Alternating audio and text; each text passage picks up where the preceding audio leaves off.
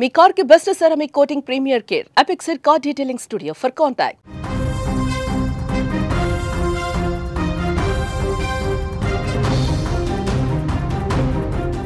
దేశంలో ఉగ్రవాద కుట్రలకు పాల్పడేందుకు డాక్టర్లు నిపుణులతో ఏర్పడినటువంటి వైట్ కాలర్ టెర్రర్ మాడ్యూల్ వెనుక ఉన్న లోతైన కుట్రలు ఇప్పుడు ఒక్కొక్కటిగా వెలుగులోకి వస్తున్నాయి.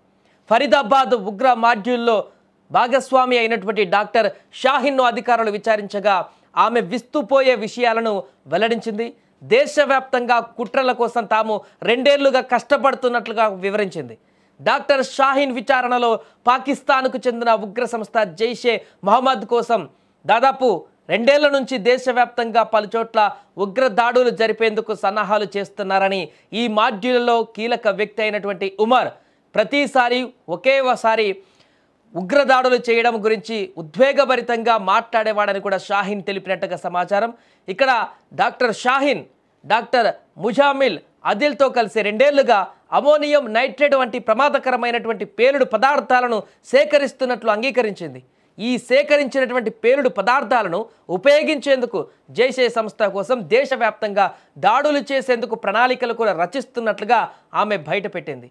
ఈ మాడ్యూల్తో తన సోదరుడు పర్వేజ్ సాయిద్కు కూడా భాగస్వామ్యం ఉందని కూడా షాహీన్ పేర్కొనడంతో జమ్మూ కాశ్మీర్ పోలీసులు వెంటనే అతన్ని కూడా అదుపులోకి తీసుకున్నారు. అయితే పర్వేజ్ వద్ద ఎలాంటి పేలుడు పదార్థాలు లభించకపోవడంతో అరెస్ట్ అవుతాననే భయంతో వాటిని దాచి ఉండవచ్చని అధికారులు అనుమానిస్తున్నారు. ఈ క్రమంలోనే దర్యాప్తు అధికారులు గురుగ్రామ్కు చెందినటువంటి అమోనియం నైట్రేట్ సరఫరాదారుడిని గుర్తిస్తున్నట్లుగా సమాచారం. త్వరలోనే అతన్ని కూడా అరెస్టు చేస్తామని అధికార వర్గాలు తెలిపాయి.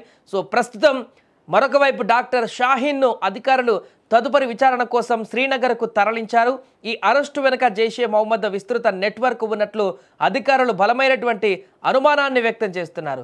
ముఖ్యంగా జైషే చీఫ్ మసూద్ అజార్ సోదరి సాదియా అజార్ నేతృత్వం వహిస్తున్న జమాత్ ఉల్ మొమినాత్ అనే విభాగంలో షాహీన్ కీలక బాధ్యతలు నిర్వర్తిస్తున్నట్లుగా తెలుస్తోంది.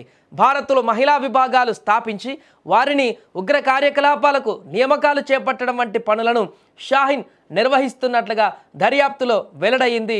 సో ఇదిలా ఉండగా ఢిల్లీలోని ఎర్రకోట వద్ద జరిగిన కారు పేలుడుకు సంబంధించి మరో కీలక విషయం బయటపడింది.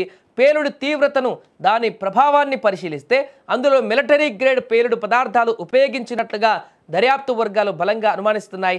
దీనికి సంబంధించిన పూర్తి వివరాలు తదుపరి విచారణలో తెలుస్తాయని కూడా అధికారులు వెల్లడించారు. ఏదేమైనా కూడా దీనికి సంబంధించినటువంటి దర్యాప్తు వేగవంతం చేశాయి. అధికారులు పూర్తి స్థాయిలో అన్ని కోణాలలో కూడా దర్యాప్తు చేస్తున్నారు. సో దీంట్లో ఉన్నటువంటి ఉగ్ర కోణాలన్నింటినీ కూడా వెలికి తీసేటువంటి ప్రయత్నాలు చేస్తున్నారు. ముఖ్యంగా డాక్టర్ షాహీన్ అంశం ఇప్పుడు దేశవ్యాప్తంగా సంచలనంగా మారింది.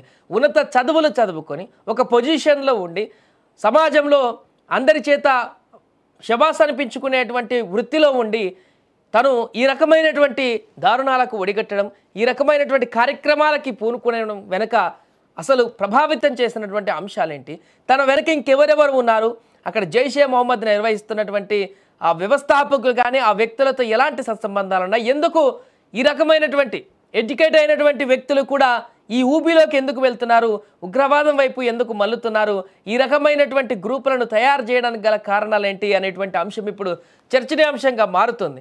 సో చాలామంది ఉన్నతమైనటువంటి స్థితిలో ఉన్నటువంటి వారు ఉన్నారు. నిన్న దొరికినటువంటి వారు మొత్తం డాక్టర్లు ఎక్కువగా కనిపిస్తున్నారు, ఇంజనీర్లు కూడా మూలాలు కనిపిస్తున్నాయి. దీంట్లో హైలీ ఎడ్యుకేటెడ్ అయినటువంటి వ్యక్తులు కూడా ఈ యొక్క ఉగ్ర కూపంలోకి వెళ్తున్నటువంటి పరిస్థితి తీవ్ర ఆందోళనకరంగా మారుతుంది. ఏదైనా కూడా షాహీన్ విచారణలో అనేక అంశాలైతే ఇప్పుడు విస్తుపోయే విధంగా కనిపిస్తున్నాయి. ఈ యొక్క ఉగ్ర కుట్ర వెనుక ఉన్నటువంటి మూలాలన్నింటి కూడా వెతికేటువంటి ప్రయత్నం చేస్తున్నారు. ఇప్పుడే తన సోదరుని కూడా అరెస్ట్ చేసినట్టుగా తెలుస్తుంది. అతనితో పాటుగా ఇంకా ఎవరెవరికి లింక్స్ ఉన్నాయి, ఎవరెవరితో సంబంధాలు ఉన్నాయి, ఎంతకాలం నుంచి వీళ్ళు ఇదంతా కూడా నడుపుతున్నారనేటువంటి వివరాలను కూడా వేగంగా పూర్తిగా వేగంతో అటు ఎన్ఐఏ కానీ ఐబీ పూర్తి స్థాయిలో దర్యాప్తు అనేది కొనసాగిస్తున్న సందర్భం ఉంది. సో దీనికి సంబంధించి దర్యాప్తులో మరిన్ని వివరాలు వెల్లడించే అవకాశం కనిపిస్తుంది కాసేపట్లో.